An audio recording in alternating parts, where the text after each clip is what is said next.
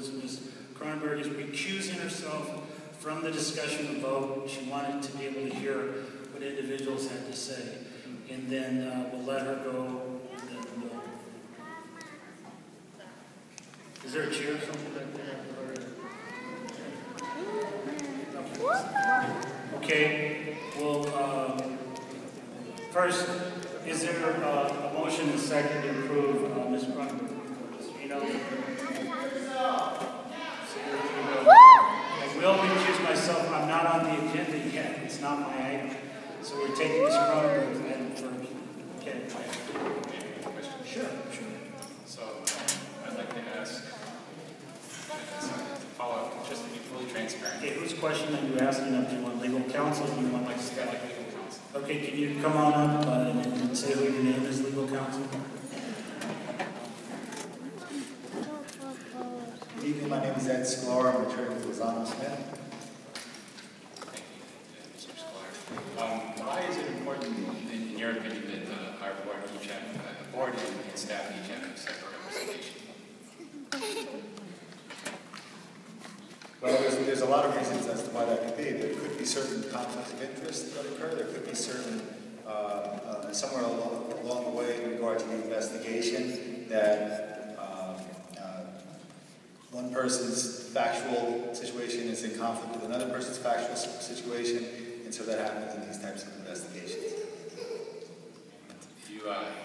You are serving as district counsel right now, and advising us in whether we are in compliance with the law or not. And in that capacity, have we fully, do you see conflict of interest in what we're doing? What do you mean by that? So, I'm the legal counsel to the board. You're the legal counsel to the board. And so, there's a perception of conflict of interest at the board level. And are you in a position to tell us, have we violated any conflict of interest laws by your perception? Not that I know of, no.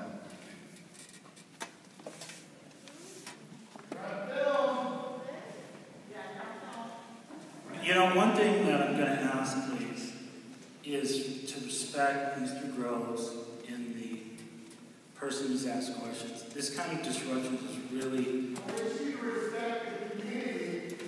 Yeah.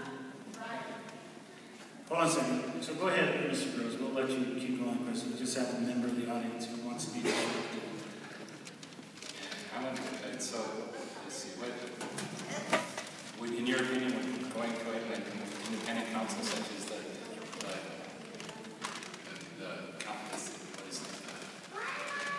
county council be any different than getting an opinion from the board? I haven't formulated these. All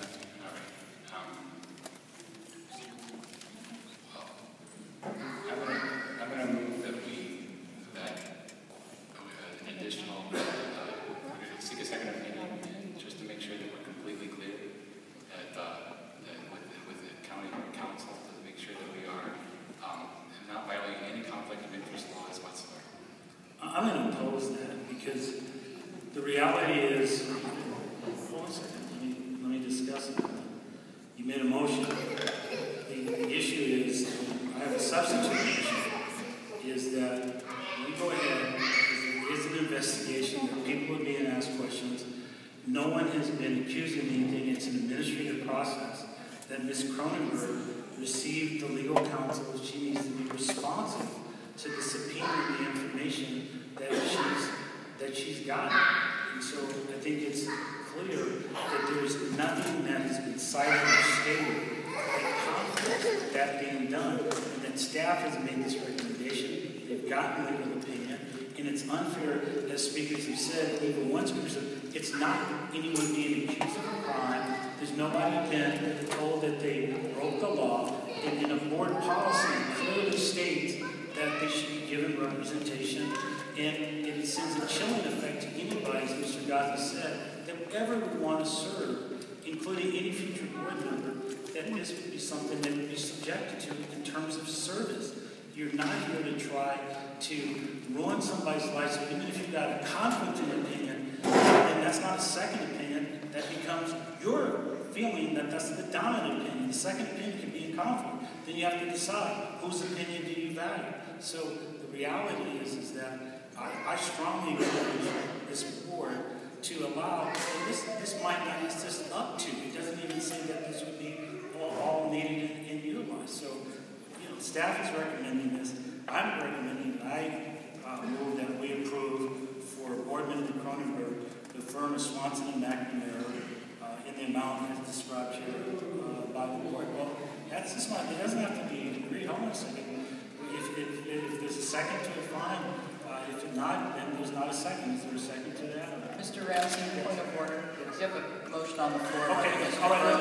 Is there a second to it? I don't hear one. There's not a second. Okay, I make the motion to approve it. Do you second it from Ms. Kronenberg? Oh, sure. Ms. Merriweather? Can't hear you. Yeah. Okay, I wanted to find out, when did she receive this subpoena? I don't know. I think she got notice last week or week before. I think she just got it about a week and a half. She got about a week and a half. She didn't get it October 1st. I don't know why this is October 1st. She just got it. I think we just put that date there for that period.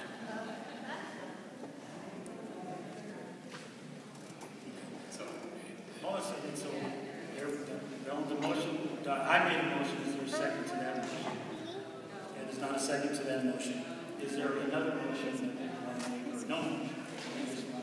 Let it go. Well, go ahead, Mr. Means, you have a question? Actually, I'm concerned that we're looking more at convicting or not convicting somebody for wrongdoing that hasn't been proved. All of these motions are putting us in the position of becoming perhaps judge and jury, and I think if we could amend Mr. Grove's initial proposal just now, I think we can make that way for us. What would you, because my motion is defeated, you're talking, so why don't we hear what your motion is, Mr. Johnson? I was saying that I'd like to see Todd's put together a little bit. Okay, and how would you like it to look? Because remember, they're asking for this information now, and they've been asking for it since August. And Ms. Gamp has been deposed. So things have already been going, so there's things going on. So if a council takes 2 months and then individuals have to come out of their own pocket, I think that's... And that's a well-taken point. Okay, I think that in particular case of staff, and we've had this discussion earlier, that in case of staff, we're giving them the opportunity to defend themselves or to supply the information being asked.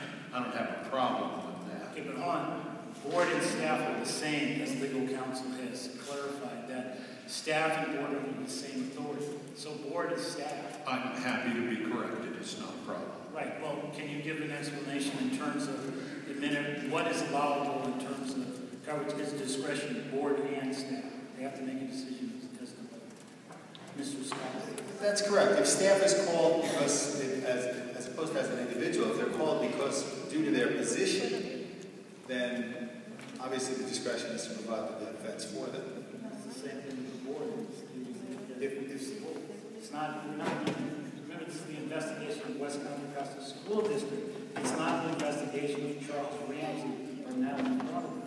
I would be the first to say, I don't want you to support the investigation of my board, because then I'm responsible for my conduct. Go ahead. But we're not, I mean, that fine line, we can't really tell at this point. Right. You So said is it's it open. Mr. Ramsey as a board member or Mr. Ramsey as an individual? Well, I can tell you, it says the investigation of the West Contra Costa School District, but we're not talking about me. We're talking about, so that's why it says, that's why I believe it's not fair to board members when they haven't been identified yet. It's the district, this is under the district rule. And so I feel that should be something they should be supported on. That's all. If it changes, then they won't, because then if it changes, then there's clear guidance that says, if it's criminal or you broke